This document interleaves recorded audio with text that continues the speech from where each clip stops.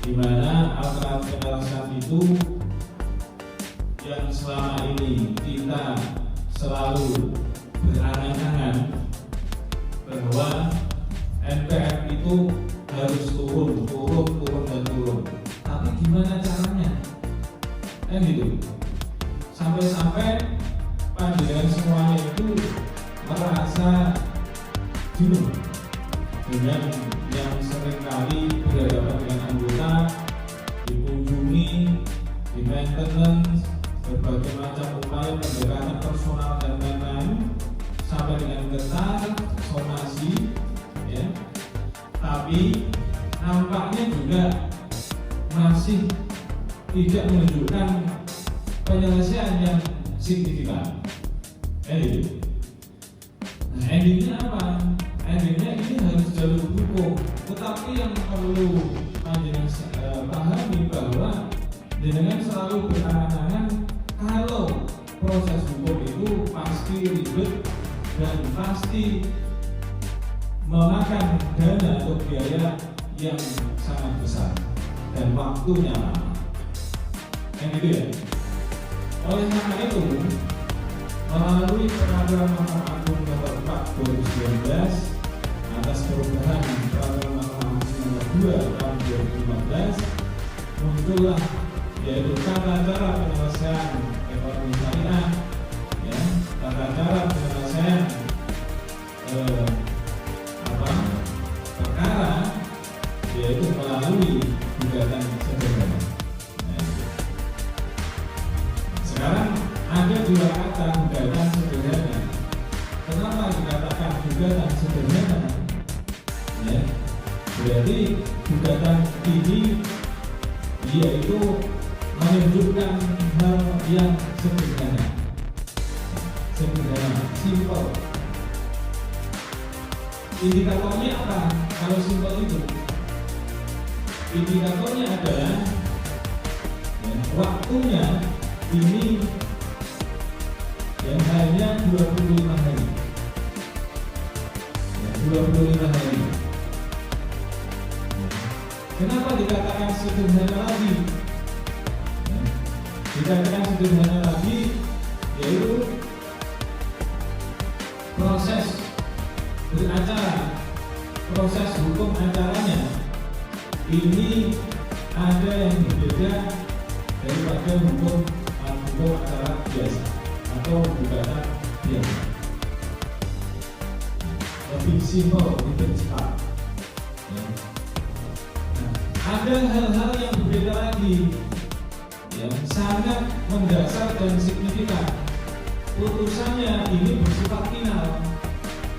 Tidak ada putusan setelah putusan kemudian upaya banding atau kasasi.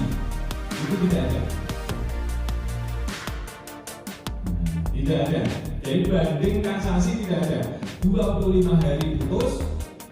Setelah putus, ya, setelah itu, ya, tergugat.